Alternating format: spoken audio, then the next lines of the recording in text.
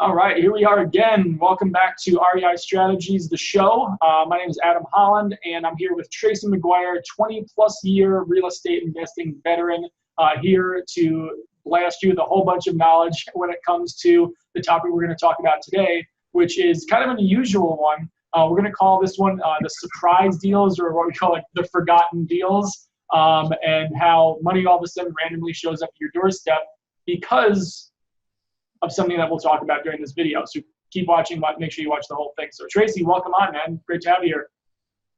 Thanks a lot, Adam. Thanks for having me. I'm glad to be here.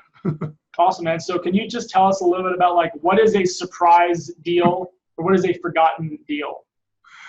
Wow, that's amazing we're having this discussion. Today, for us, is Friday. I received a call this past Monday. Believe it or not, I was at the barbershop, not for me, but for my sons.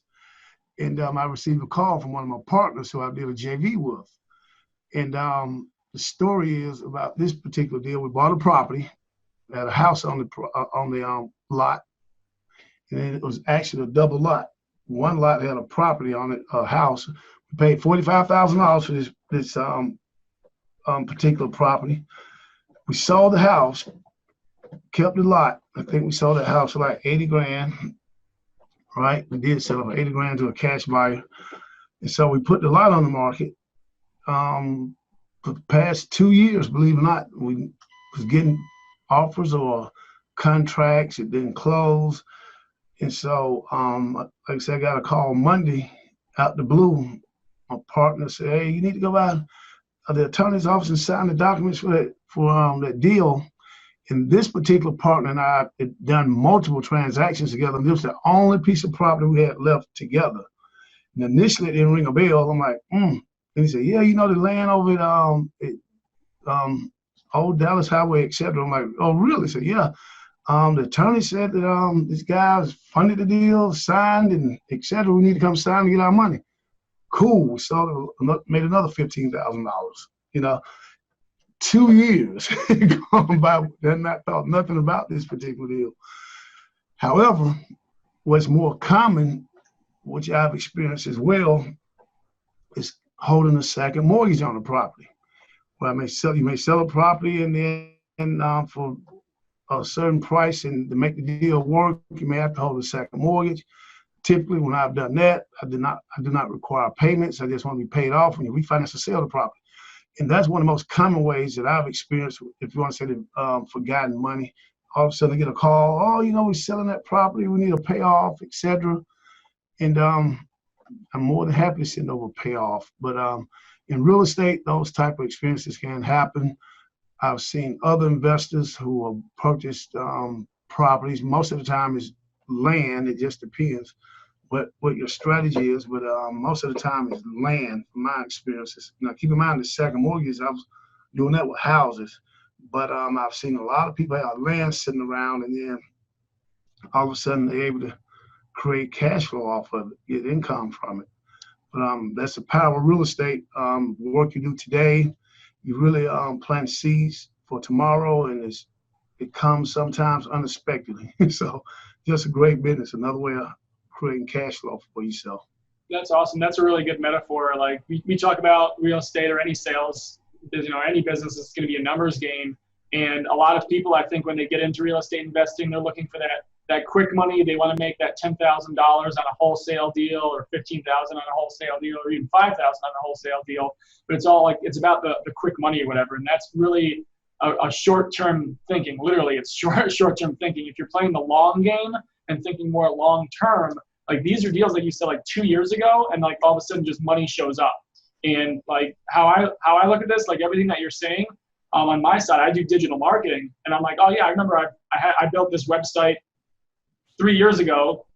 It's got some affiliate links on there, so it might go to Best Buy or Amazon.com or something like that. So when people click those links and go over to Best Buy and Amazon.com and they purchase something, all of a sudden the commission check shows up at my door for work that I did 3 years ago, and all of a sudden I'm like, oh well, it's not $5,000 or anything, but it might be $120, $150 or $30. Usually it's enough for either a meal for myself, or I can take the family out for a nice night out or something like that. But it's found money because I didn't quit that industry. I kept planting seeds, tending my crop, so to speak. And then it's the same thing with what you're saying. It sounds like in real estate, where you've got deals that are working. You've got such a pipeline built up over the course of the last 20 years. And it doesn't take 20 years, by the way, to build a solid pipeline. But you've got such a pipeline built up. You now get to experience, and because you've done that upfront work, you now get to experience oh, wow, I totally forgot about that deal. I'll take that 15 grand now. Whatever. So that's awesome, man. It's some really good insights. Do you want to say anything else about this topic, about any other forgotten deals or anything, any other surprises that have come up over your career, whether it's recently or even a couple of years ago or anything like that? Any other examples?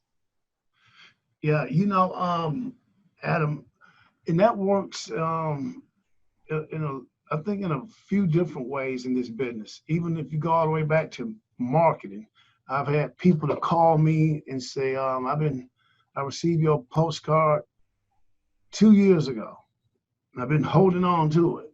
You talking about planting a seed, and then boom, I'm saying actually do a transaction with that person, purchase that property, keep it, flip it, whatever, make money off of it. So it works. This business is all your work ethic that you start off doing today, you just keep it going. Like Adam was saying, the momentum, you may not realize it at the time, from just a simple marketing campaign, through a postcard, through a call, or whatever. It may be a purchase of a property, land, etc., that there's a seed being planted there.